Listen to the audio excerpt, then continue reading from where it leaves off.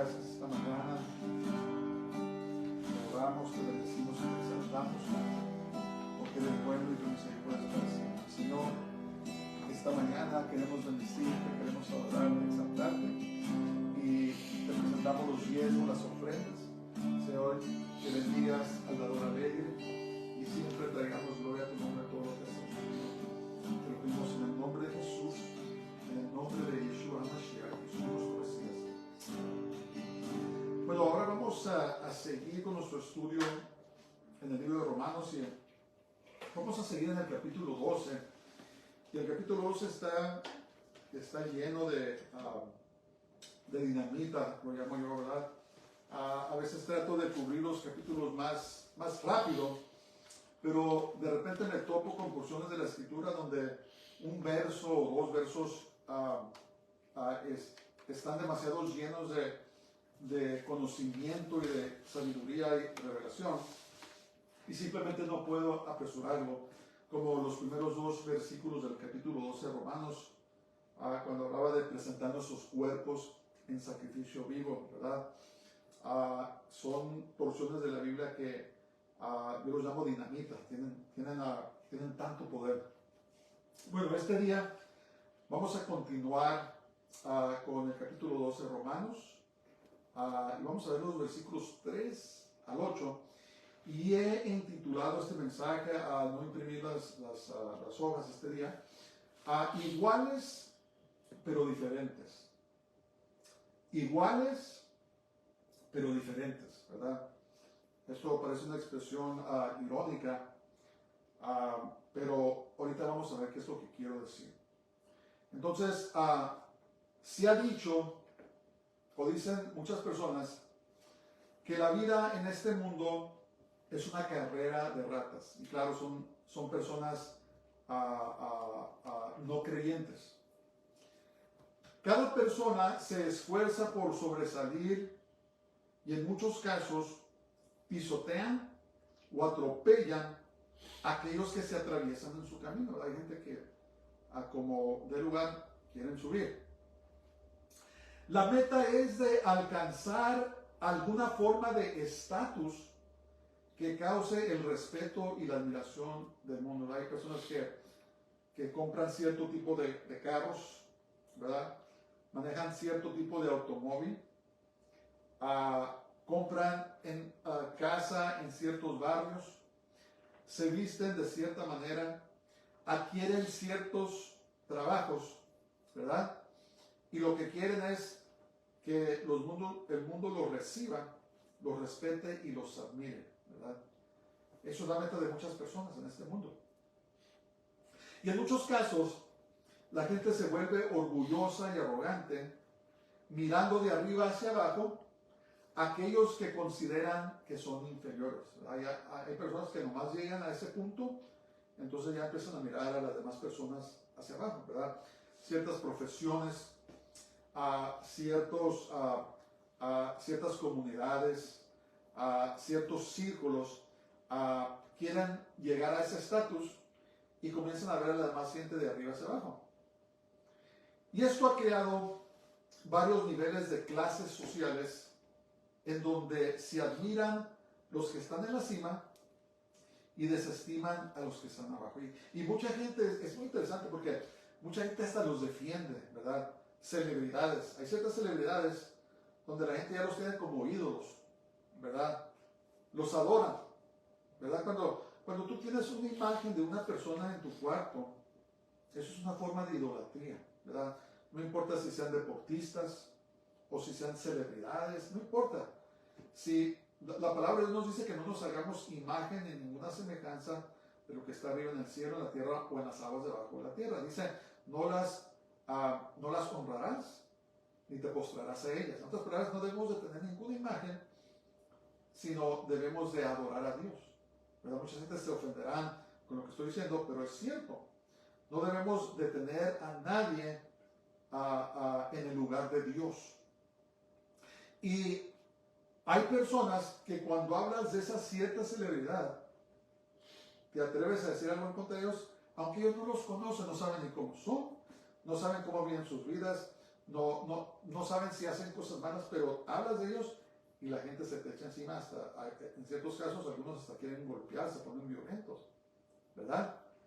Y eso es muy triste. Es muy triste porque es una forma de idolatría, ¿verdad? Los deportistas, celebridades, cantantes, lo que sea, aún hasta pastores, tú puedes idolatrar a las personas de la iglesia, ¿verdad? Y hay personas que hacen eso, están más enamorados de sus líderes o sus denominaciones que del Señor. Y a veces causa contiendas y se pelean y tantas cosas, y eso te dice que eso no es de Dios, ¿verdad? Eso no es de Dios. Yo te aconsejo que autoexamines tu vida por si hay alguna forma de idolatría en tu vida. Puede ser el dinero, puede ser la educación, puede ser la razón, puede ser tantas cosas que ponemos por delante de Dios, ¿verdad? Y tenemos que cuidar esas actitudes.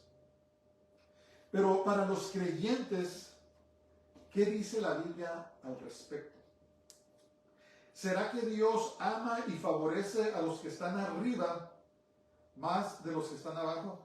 ¿Favorece Dios más a los que tienen dinero que a los pobres? ¿O a los educados que a los analfabetas? ¿O a las personas que tienen, a los políticos poderosos que a la persona común? Vamos a ver lo que escribe Pablo con respecto a la conducta que Dios espera de sus hijos. Vamos a comenzar ahí en el verso 3 de Romanos. Escribió Pablo a los romanos y dice: digo pues, por la gracia que me es dada, a cada cual que está entre vosotros, que no tenga más alto concepto de sí que el que debe tener, sino que piense de sí con cordura, conforme a la medida de la fe que Dios repartió a cada uno. Y no escribí los papeles hoy, pero fíjense en este punto. Después de exhortar a los romanos a vivir en obediencia a Dios y ser renovados, acuérdense, dijo, renueven sus mentes, la renovamos por la palabra de Dios. Ahora Pablo habla sobre la conducta apropiada para los creyentes. Hay una cierta conducta.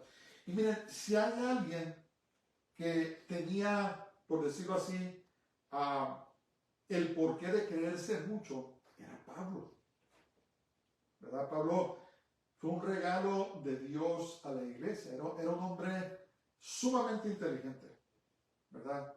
Conocía la ley, conocía la Tanaj. La Tanaj es el Antiguo Testamento desde el principio hasta el fin, ¿verdad? Era un intelecto grande, fue educado por Gamaliel, ¿verdad? Uno de los fariseos más prestigiosos de sus tiempos. Y si Pablo viviera entre nosotros, fuera ese tipo de persona que visita su oficina y está lleno de grados, ¿verdad? Doctorados y maestrías y licenciaturas y tantas cosas. Pero Pablo había experimentado una conversión milagrosa, ¿verdad? Fue cambiado de una forma asombrosa, ¿verdad? Se fue de ser un hombre arrogante, lleno de rabia y de odio por los que no estaban de acuerdo con él, a ser un hombre humilde que dijo: ¿sabes qué? Todo eso que tengo, que soy, que fui, lo tengo por basura, ¿verdad? Entonces, ¿qué escribió Pablo acerca de esto? Pablo escribe que ahora habla por la gracia que les da. Eso es muy importante. Dice, ahora escribe, dice, digo pues, por la gracia que me es dada. Dice, en el pasado Pablo diría, no, es porque yo estudié y que hice esto y lo otro. Pero ahora dice, hablo por la gracia que me es dada. Entonces, la palabra griega charis es de donde sacamos la palabra carisma, ¿verdad? ¿Y qué quiere decir charis? Quiere decir muchas cosas. Dice, habla de la bondad misericordiosa por la cual Dios, ejerciendo su santa influencia sobre las almas, las vuelve a Cristo, al Mesías. Las guarda, las fortalece las aumenta en la fe, el conocimiento y el afecto cristianos y la enciende en el ejercicio de las virtudes cristianas. En otras palabras, Pablo, le estaba dando la gloria a Dios. Dice, yo no les estoy escribiendo de mí mismo, dice, sino les estoy escribiendo por la gracia, ¿verdad? Por el charis que Dios me ha dado. Y habla de las bondades misericordiosas donde Dios ejerce su influencia, ¿verdad? Dios estaba ejerciendo su influencia sobre Pablo para que escribiera estas palabras. Entonces, Pablo se fue de ser un hombre sumamente arrogante y orgulloso a un hombre totalmente humilde y dependiente de Dios. Algunos han definido la palabra charis como el poder que Dios da para llevar a cabo su obra. En otras palabras, que la gracia que Dios nos da también se define como favor inmerecido, que es el poder que Dios nos da para llevar a cabo su obra. ¿Saben qué? Nadie puede hacer nada espiritual sin el poder de Dios. Jesús dijo, sin mí, nada podéis hacer. Entonces, cuando hay una transacción genuina de Dios, cuando hay una conversión o una sanidad o una obra, un trabajo, un milagro que viene de Dios, es por su Espíritu Santo. Viene de Dios. Nosotros no tenemos poder de nosotros mismos para poder llevar a cabo las obras de Dios, ¿verdad? Por eso hay religiones a través de la edad que han convertido a la fuerza a las personas, ¿verdad? La Iglesia Católica, el Islam. Estas religiones cuando tienen la oportunidad matan o te dicen o te conviertes o te matamos, ¿verdad? Quieren hacer conversiones a la fuerza. Y esas no son conversiones genuinas, ¿verdad? Dios no hace eso, porque la conversión genuina debe de ser voluntaria, ¿verdad? Dios nunca forza a nadie. Y cuando la persona de voluntad se entrega al Señor, el Señor lo salva. Es una conversión que es genuina, ¿verdad?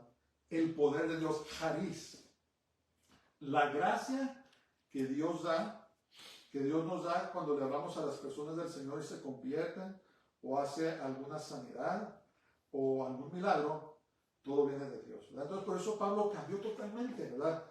Yo estoy seguro que los fariseos que se convirtieron, porque sí, hubo otros fariseos que se convirtieron, ¿verdad? Bajo el ministerio de Jesús. Yo creo que Zaqueo fue uno de ellos. Cuando leían las palabras de Pablo, que lo conocieron, decían, realmente Dios cambió el corazón de este hombre, ¿verdad? Porque ahora escribe totalmente diferente. Ahora no se da el crédito a sí mismo, no habla arrogantemente, sino que dice, y ahora dice, digo pues, por la gracia que me es dada, ¿verdad? Dándole la gloria a Dios. Entonces Pablo reconoce que esta gracia o poder no viene de él. Entonces, ¿qué hace Pablo ahora? El Pablo convertido, el Pablo lleno de la sabiduría y de la humildad de Dios, sabiendo muy bien esa actitud, conociéndola muy bien. ¿Qué hace Pablo ahora? Dice, ahora Pablo exhorta a los romanos a no creerse más de lo que son, ¿verdad? Y desafortunadamente así somos los humanos, ¿verdad? Así somos. Muchas veces cuando Dios usa a las personas, hay una tendencia de creerse más de lo que son, ¿verdad? ¿Cómo decimos? Se les sube a la cabeza, ¿verdad? Es un defecto de carácter humano que cuando alcanzamos cierto nivel o aun cuando Dios nos empieza a usar, si no tenemos cuidado, se nos sube a la cabeza y empezamos a creernos más que los demás. Y acuérdense, Pablo es un hombre que Dios usó poderosamente.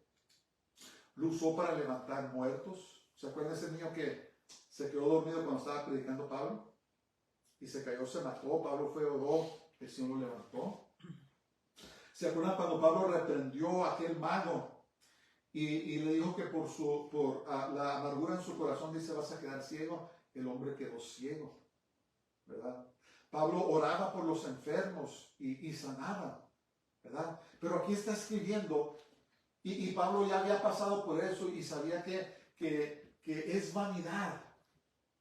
Es vanidad cuando nos creemos más que otras personas, porque estamos ignorando que no somos nosotros los que obramos, sino que es Dios en nosotros, ¿verdad? Y les dijo, hermanos, no hagan eso, no se crean más que los demás. No miren a las personas abajo, sino que sean humildes. Entonces, si no tenemos cuidado y sujetamos esos sentimientos, ¿cómo se les llama? No me puedo acordar de la palabra. Esos sentimientos carnales, esas emociones carnales, el enemigo puede usarlo para que claudiquemos, ¿verdad? Muchas veces Dios levantó a hombres y mujeres muy alto y se les subió a la cabeza y cayeron y se apartaron del camino del Señor, ¿verdad? Eso es el peligro. Son innumerables los ministros y ministerios que han claudicado a causa de haber caído en orgullo espiritual. Y Pablo lo sabía. Tal vez decía, miren, hermanos, de allá vengo. De allá vengo. Yo era el hombre más creído de todo el mundo. Yo me creía superior aún después de mis maestros, ¿verdad? Por esa arrogancia. Pero les decía, hermanos, dice, nadie se crea más de lo que son. Sí, es glorioso que Dios nos ha salvado. Es glorioso que Dios nos usa. Tenemos una posición muy alta, muy elevada en el Señor, ¿verdad? Dice que estamos sentados con el Mesías, con Cristo, en las regiones celestes. Estamos sentados con Él, en su trono, ¿verdad? Tenemos autoridad, somos reyes, somos sacerdotes. Pero dice Pablo, no se les suba a la cabeza. Hay gran peligro si tenemos esa actitud. Entonces, ¿qué dice Pablo? Dice no tengan más alto concepto de sí que el que debe tener, dice, sino que piensen de sí con cordura. ¿Cómo debemos de pensar nosotros mismos? Con cordura, conforme a la medida de la fe que Dios repartió a cada uno. Entonces Pablo dice,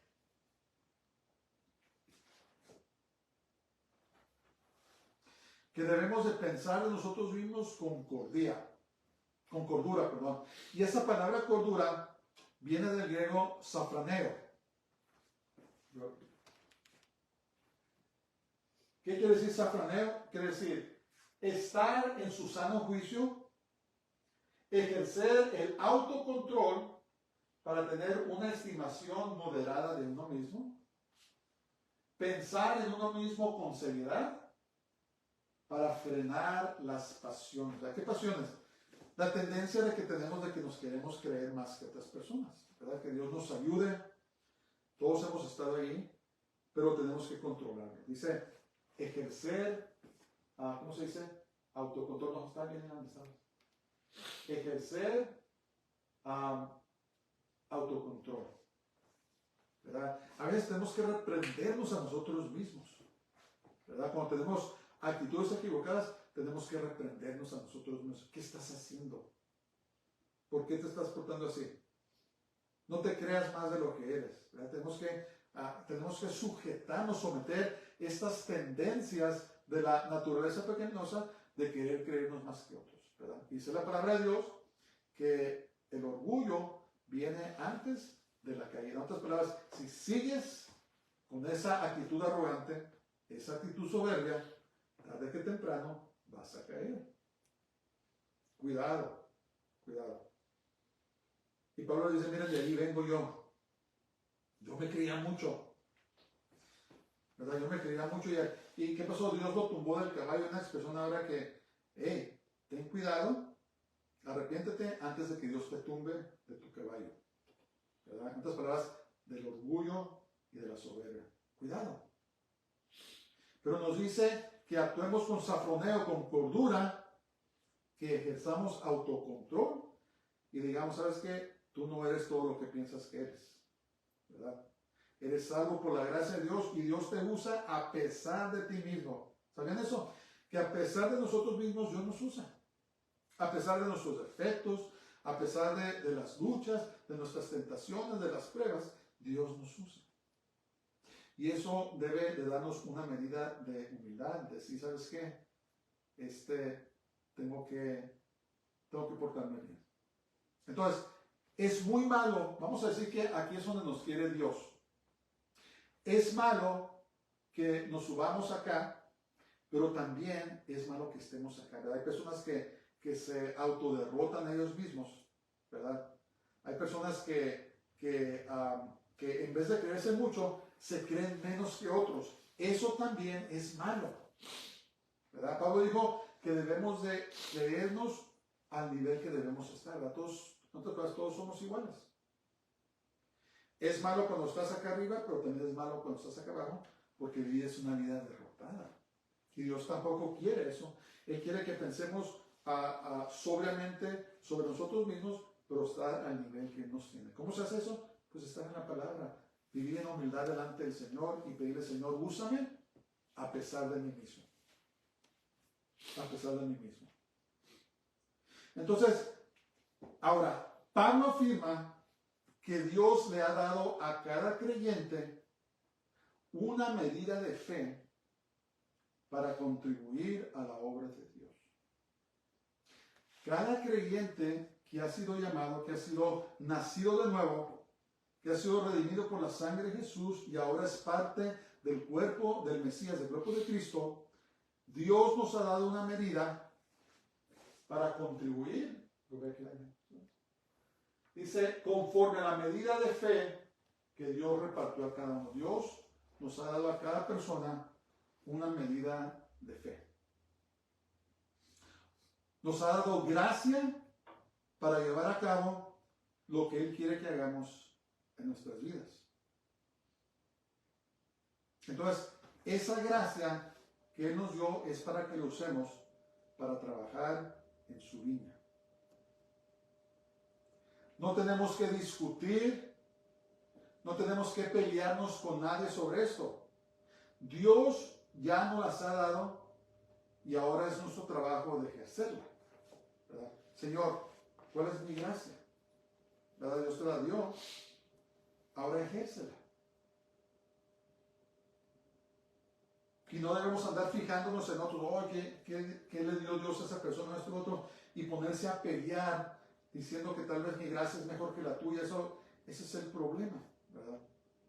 No, debemos de buscar la gracia que Dios nos dio y ponerla a trabajar y no que no se fije nadie. Si nadie se da cuenta, no le hace. Dios sí se da cuenta y Él nos va a premiar a su tiempo.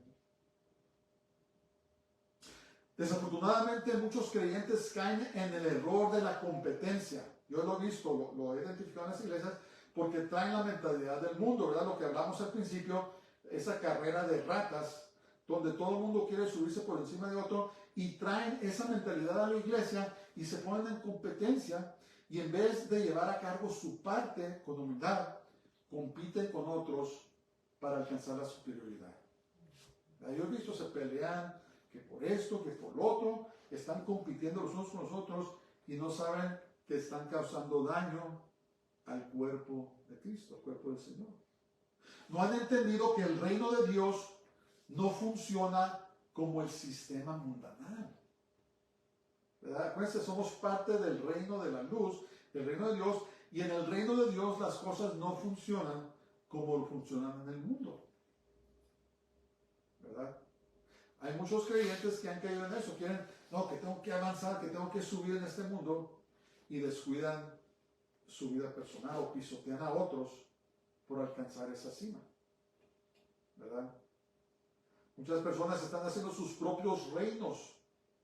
En vez de engrandecer, ensanchar el reino de Dios, han creado sus propios reinos. Dice la palabra de Dios que si el Señor no edificare la casa, en vano trabajan los que la edifican.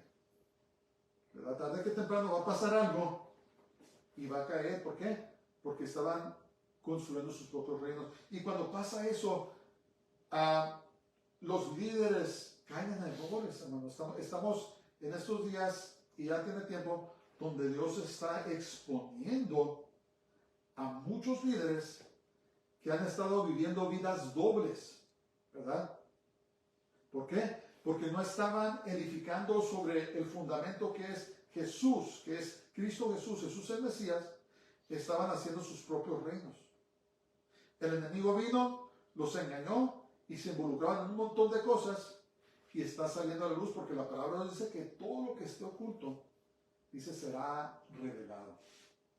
No hay nada que esté oculto, acuérdense de esto, que no salga a la luz. Entonces, ¿qué está pasando? Dios está exponiendo a estos líderes porque estaban tratando de trabajar como el sistema mundanal. No se habían rendido al señorío del Señor y estaban haciendo sus propios reinos. Y es lo que está pasando, se está exponiendo todo, está saliendo a la luz. Entonces, al contrario, debemos trabajar sirviendo a otros. Fíjense lo que dice Mateo 23, 11 y 12. Dice, el que es el mayor de vosotros, sea vuestro siervo. Es una actitud de servir. Porque el que se enaltece será humillado, y el que se humilla será enaltecido. ¿Verdad? Si nos humillamos al Señor, aunque suframos, aunque tal vez no seamos tan conocidos como otros, tal vez hay pastores que manejan Mercedes y nosotros no, lo que sea, no importa, dice, el que se exalta será humillado, pero que el que se humilla será enaltecido en el tiempo de Dios, hermanos, el tiempo de Dios, ¿verdad? Y Dios sabe cómo nos va a bendecir, ¿verdad? Cuando llegue el momento que nos bendice, no quiere decir que vamos a andar volando en jets privados o teniendo vacaciones en lugares exclusivos, no quiere decir eso. Lo que quiere decir es que Dios nos bendice de tantas formas, de tantas maneras, ¿verdad? Con bendiciones genuinas. Dice la palabra de Dios que la bendición de Jehová enriquece y no añade tristeza con ella. En otras palabras, de la forma que Dios escoge bendecirte, lo vas a disfrutar, ¿verdad? Y hay gente que tiene tanto dinero, hay personas que ya no nomás son billonarios, ¿verdad? Como dicen multimillonarios. Aquí en Estados Unidos llamamos a 1,000 millones un billón. Entonces, hay personas que ya no nomás están en el nivel de billonarios, sino que pronto van a alcanzar el nivel de trillonarios. 1,000 billones de dólares.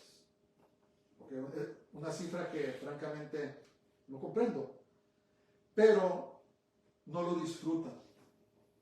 Sus vidas son miserables, están insatisfechos y buscan de tantas maneras satisfacerse, pero nunca lo van a lograr porque solamente Cristo, el Mesías, satisface.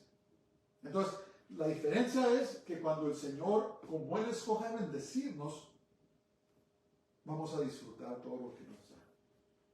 Tal vez no sea esos yates.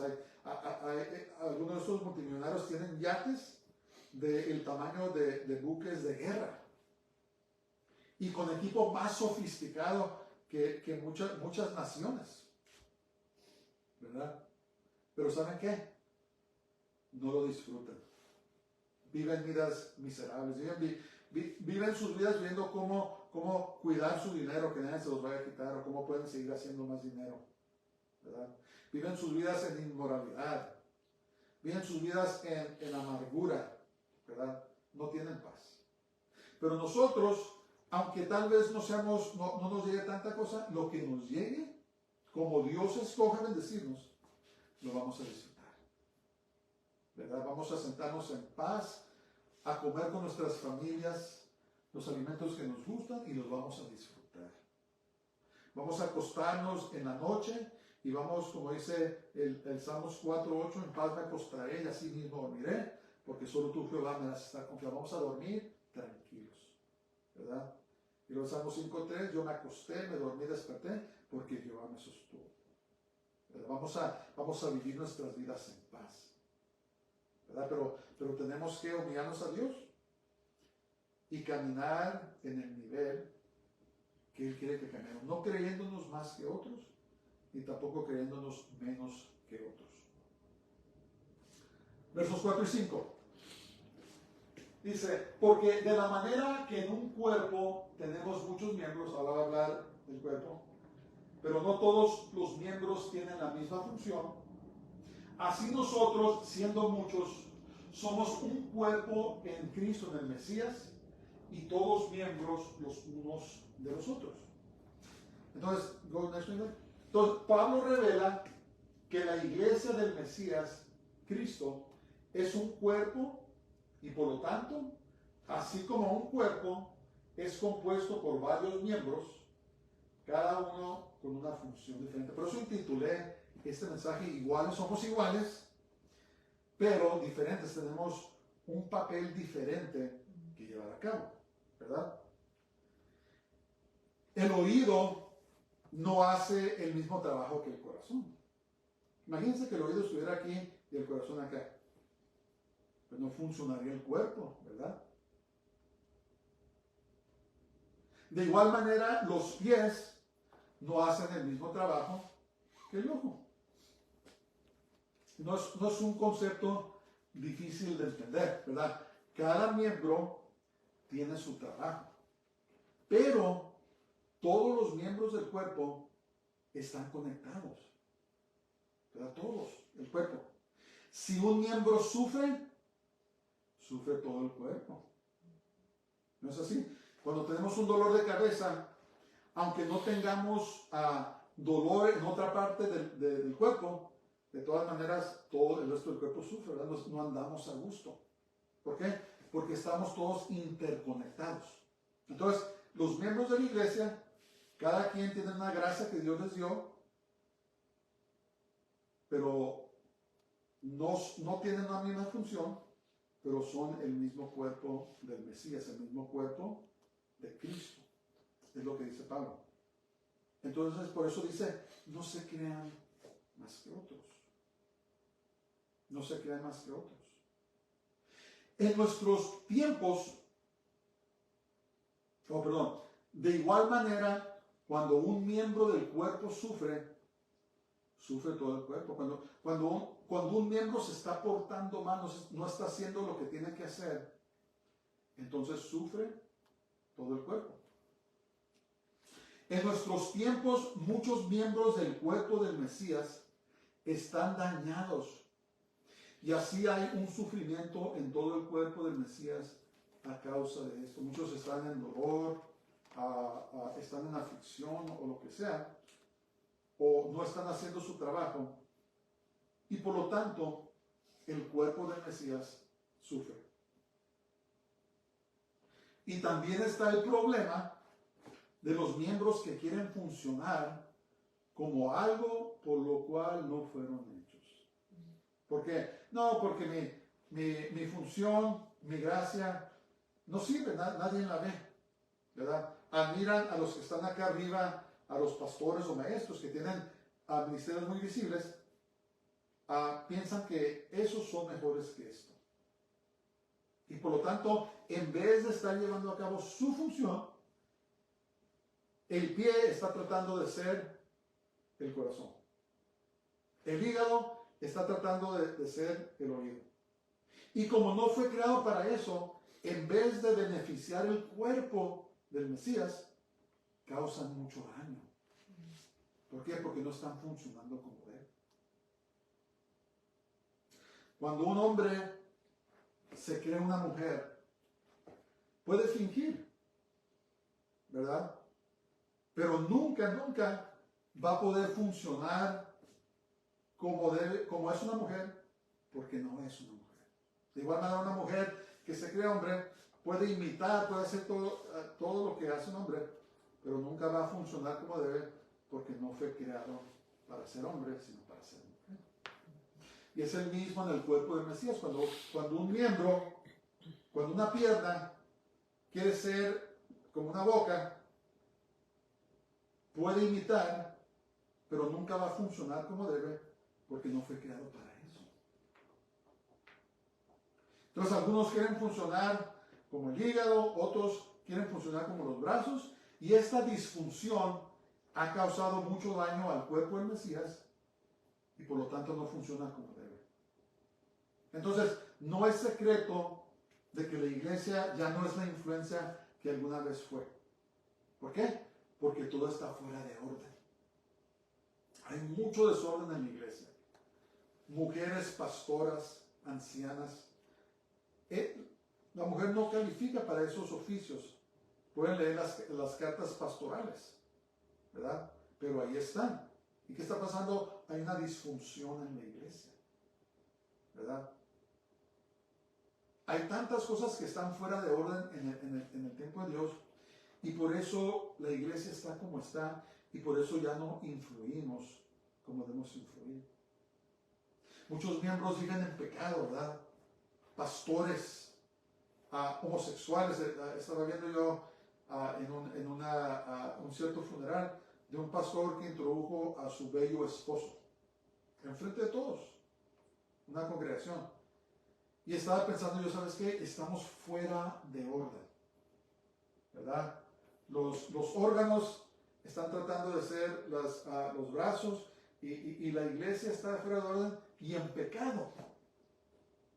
Entonces, las personas ya no están buscando su lugar en el cuerpo del Mesías, están buscando qué es lo que les trae más atención, tal vez que les trae más dinero, pero el caso es que está todo fuera de orden.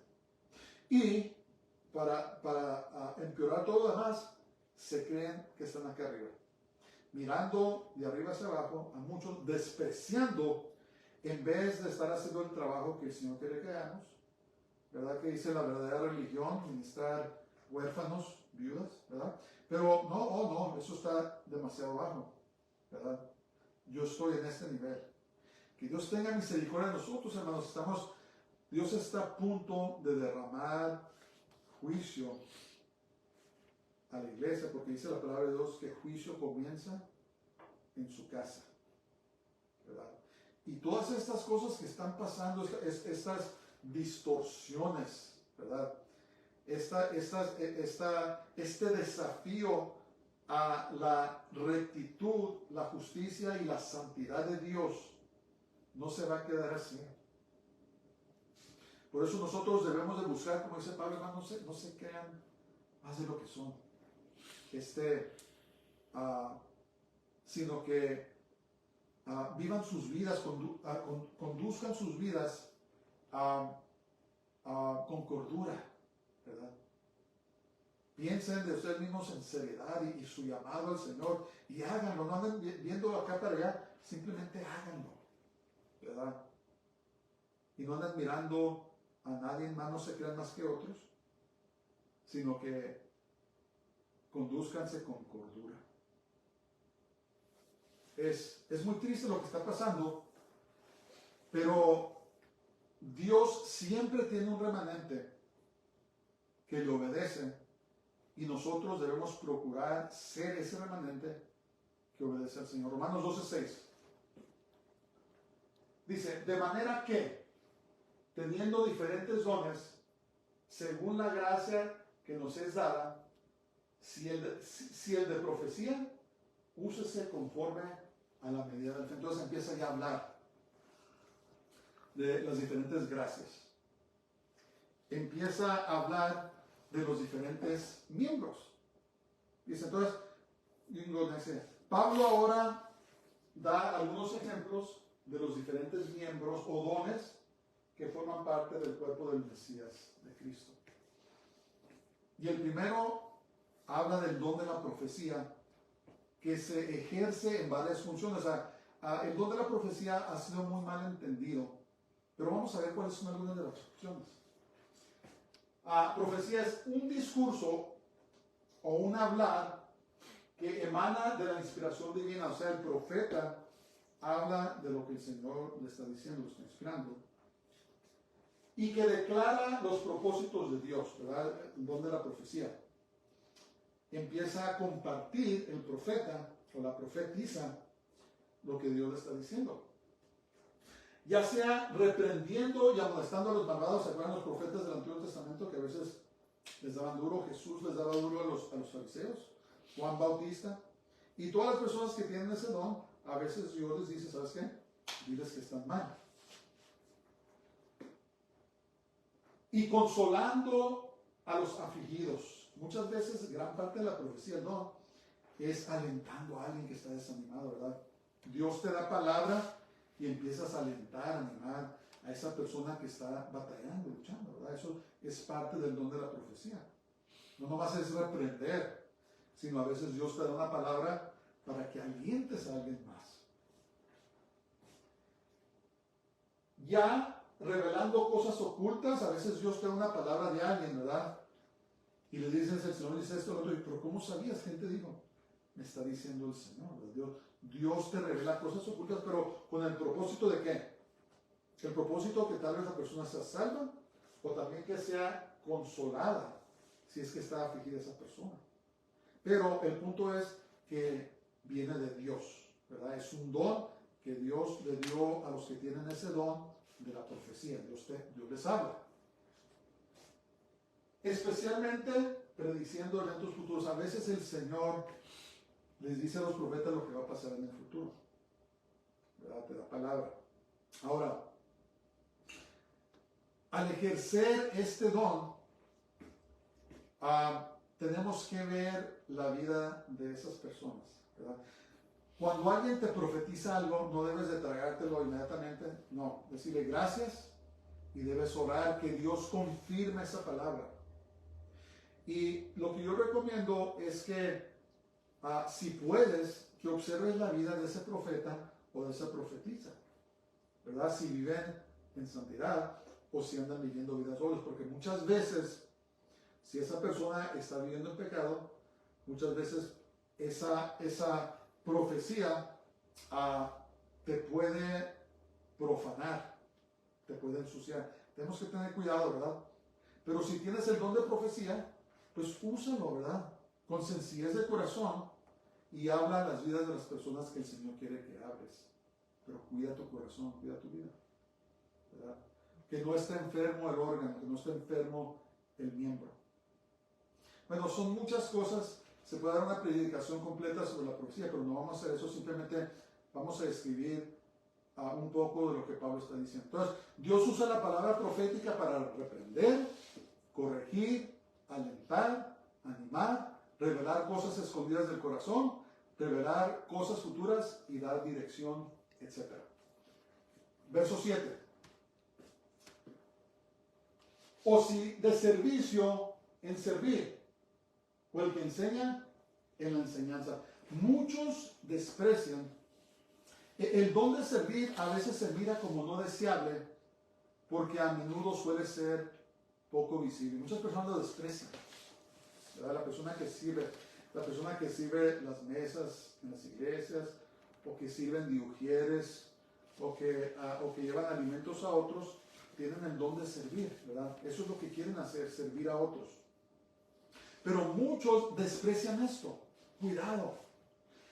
Cuidado con despreciar lo que Dios te ha dado, porque un día te va a llamar a cuentas por eso. No te va a llamar a cuentas porque andabas predicando eso, otro te va a llamar a cuentas si te dio el don de servicio, ¿por qué no estabas sirviendo? ¿Por qué como un pie estabas tratando de ser la boca? ¿Por qué como un brazo estabas tratando de hacer el riñón? Entonces, eso es mi punto, es lo que dijo Pablo. La verdad es que es tan importante este don como el que predica la palabra. El don de servir es tan importante como el predicador. No es tan visible por razones obvias, pero no quiere decir que la recompensa del siervo va a ser menos que la del predicador. No, Dios te va a recompensar a ti conforme te llamó y conforme fuiste fiel a tu llamado. Y también te va a llamar a cuenta, si no lo hiciste. ¿Se acuerdan de la parábola de los talentos? A uno le dio 5, a uno le dio 2 y a uno le dio 1. El que tenía 5 hizo 10, el que le dio 2 hizo 4, pero el que le dio 1 fue y lo escondió, ¿verdad? Y no lo ejerció. Tal vez porque pensaba, no, pues es que no me dieron 5, me dieron nomás 1, es muy poco. Y cuando los llamó a cuentas, premió al que se ganó otros 5, al que se ganó otros 2, pero condenó al que escondió su don. Entonces, no debemos andar preocupándonos que por acá o por allá tenemos que estar haciendo lo que Dios nos dijo a nosotros, porque nos va a llamar a cuentas. Tenemos que estar ejerciendo lo que Él nos dio. Sea grande o sea poco. Va a ser la misma recompensa para el que es fiel. Entonces no debemos subestimar ningún don, pues es tan importante como los demás. Todos los órganos de nuestro cuerpo son importantísimos. Si alguien le corta el dedo grueso del pie a la persona, ¿saben qué pasa? No puede caminar bien. ¿Verdad? A lo mejor el pie grueso del pie dice, no, pues, ¿qué? No es el corazón, no es la mente. Pero córtalo, como lo hacen en las guerras de antes. ¿Y qué pasa? Esa persona va a cojear todo, no va a funcionar el cuerpo como debe. En otras palabras, el cuerpo no está funcionando como debe porque muchos no están ejerciendo sus dones.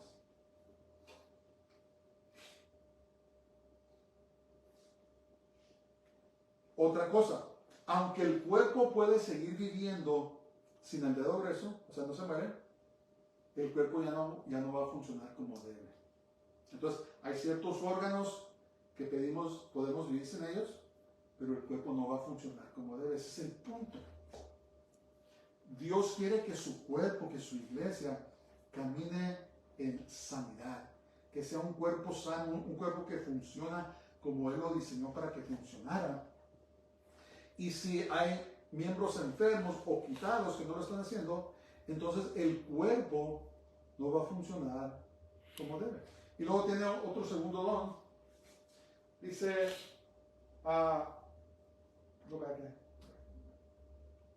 o el que enseña en la enseñanza. Este don es un poco más visible que los demás, ¿verdad? El don de enseñar, sin tener que mencionar, es de gran importancia. Este es uno de los dones más visibles. Pero, escuchen esto, se debe mencionar que no es más importante que los demás dones. ¿Ok? Y debemos entender que este don, es donde Dios llamará a cuentas más a los que enseñamos. Santiago 3:1 dice, hermanos míos, no os hagáis maestros muchos de vosotros, siendo que recibiremos mayor condenación. ¿Quieres ser maestro? Ese es el estándar. No, si Dios te llamó al servicio, no te preocupes por eso. Haz tu trabajo. Deja que el maestro haga su trabajo. Dios nos va a llamar a cuentas, pero a los maestros, los que enseñamos la palabra, si no la enseñamos bien, si no enseñamos la verdad, Dios nos va a llamar a mayor condenación. Entonces hay mucha responsabilidad con este don. Por eso cada quien debe estar contento en el don que Dios les dio. Por lo tanto, el maestro debe caminar en más humildad, sabiendo que será juzgado más estrictamente. En vez de creerse más el maestro, estás enseñando como debes enseñar. Dios te va a llamar, te va a mantener a un estándar más alto porque estás enseñando la palabra. ¿Sí entiendes? Entonces muchos quieren ser líderes, pero no quieren la responsabilidad que viene con ser líder. ¿Verdad? Muchos quieren estar a cargo, pero no quieren la responsabilidad que viene con estar a cargo.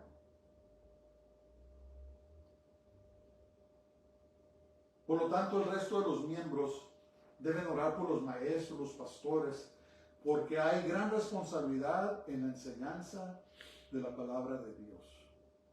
Hay mucha responsabilidad. Ok, Romanos 12:8. Dice, el que exhorta en la exhortación, el que reparte con liberalidad, el que preside con solicitud, el que hace misericordia con alegría. Entonces, esta lista de dones que Pablo pone aquí no es exhaustivo, no son todos los dones. You can go next. Pero Pablo solo quiere aclarar que hay diferentes dones, pero que todos los creyentes formamos el mismo cuerpo del Mesías. Entonces, no están aquí todos los dones, ¿verdad? No está el don de los milagros, no están los dones de la sanidad. Pero Pablo quería dar un ejemplo. Entonces, exhortar, ¿qué quiere decir exhortar? Exhortar viene de la palabra griega parakaleo. Y significa, no me parece que... Ok. Quiere decir amonestar, exhortar, rogar, suplicar, esforzarse por apaciguar mediante súplica. Es una persona que cuando exhorta a alguien, digo, hermano, por favor, no sigas en eso, no sigas en ese pecado. Te ruego, por favor, que reconsideres y te regreses al Señor. Es una persona que exhorta, ¿verdad? Una exhortación no es una reprensión necesariamente, sino que es como un rogar de decirle a alguien, tratar de corregir a alguien con ruegos. Consolar también consuela, animar y fortalecer mediante el consuelo, consolar, recibir consuelo, ser consolado, alentar, fortalecer, exhortando y consolando y animando, instruyendo también, enseñando. Entonces, el que exhorta generalmente es una persona con una personalidad muy amena, pero que te confronta no necesariamente muy rudamente, sino que te dice, hermano, por favor, reconsidera. Ya no hagas eso, o vente, o haz esto, lo otro. Lo hace con súplicas, ¿verdad? Es un don que Dios dio. Estas personas tienen la responsabilidad, el que reparte. La persona que reparte es el siervo, el don del servicio. Perdón, estoy equivocándome. Discúlpenme. Entonces ya terminamos lo que es exhortar. El que reparte es el que da. Estos son los que tienen el don de empresarios. En otras palabras, estos son los ricos de la iglesia. Dios ha dado a ciertas personas el don para generar ingreso. Ahora, uno dice, no, pues yo quiero ese don. ¿De veras? ¿De veras quieres ese don? Yo quiero ser maestro, ¿de veras? ¿De veras quieres enseñar? Las personas, las que reparten, los dadores, estas personas tienen la responsabilidad de ser generosos con el cuerpo del Mesías, con el cuerpo de Cristo. En otras palabras, Dios les da para que bendigan a la obra de Dios. También serán llamados a cuentas por lo que hicieron con lo que Dios les dio. Entonces, ¿de veras quieres ser un empresario? ¿Quieres generar dinero? Pues vas a tener que ser muy generoso, ¿verdad? Hay personas que nomás quieren dinero y acumular, pero no quieren dar. Eso no es el don de repartir, ¿verdad? No debemos envidiarlos, pues al que mucho se le da, mucho se le requiere. Aquí dice Lucas 12:48, dice, porque a todo aquel a quien se haya dado mucho, mucho se le demandará.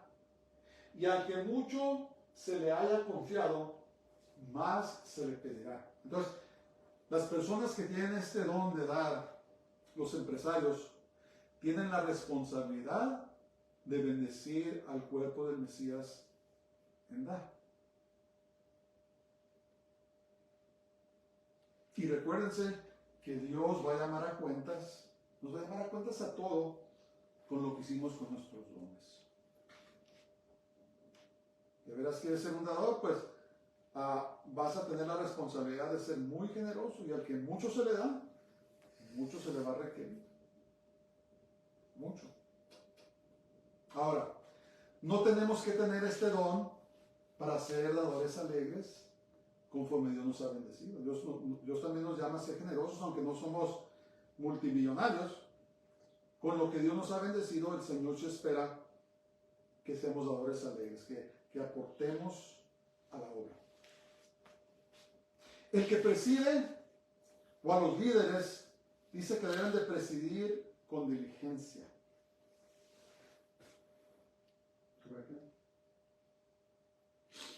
El que preside con solicitud o diligencia, que tienen que ser diligentes, no estar titubeando que sí o que no, deben de presidir con diligencia. Entonces, una vez más, Aunque estos dones son muy visibles, debemos orar por ellos, pues aparte de tener gran responsabilidad, son atacados severamente por el enemigo. Y finalmente, el que hace misericordia, que lo haga con alegría. Hay personas muy misericordiosas, pero el que hace misericordia no debe de hacerlo con mala cara, sino con alegría. Hay personas que son muy misericordiosas, pero tienen que hacerlo con gozo, dice la palabra de Dios. La persona misericordiosa es usada por Dios para restaurar a aquellos que tal vez han sufrido severamente o han claudicado, ¿verdad? Extiende misericordia. Pero, dice la Biblia que tienen que hacerlo con ¿qué? Con gozo. El Señor quiere que esto se haga con gozo y alegría, pues su corazón es sanar y restaurar al herido. Entonces, una vez más, todos somos iguales. Dios nos valoriza a todos por igual, pero tenemos diferentes funciones. Hagámoslo con gozo, hagámoslo con diligencia. Si no sabes qué es, pide al Señor. Generalmente, tu don es lo que te gusta hacer, ¿verdad? Hay personas que les gusta cocinar, pues úsalo para servir a los siervos de Dios. Hay personas que les gusta animar, alentar, pues tal vez tienes el don de la exhortación. Úsalo, anima, alienta a los hermanos, ¿verdad? Busca a Dios y haz lo que Él quiere que hagas. Si eres un dador, si Dios te ha bendecido, pues busca ministerios genuinos a quien bendecir y dónde aportar lo que Dios te ha dado. Pero no te quedes con tu don. No te quedes como un órgano que deja de funcionar, que se muere y afecta a todo el cuerpo del Mesías. Entonces somos iguales, pero somos diferentes. En conclusión,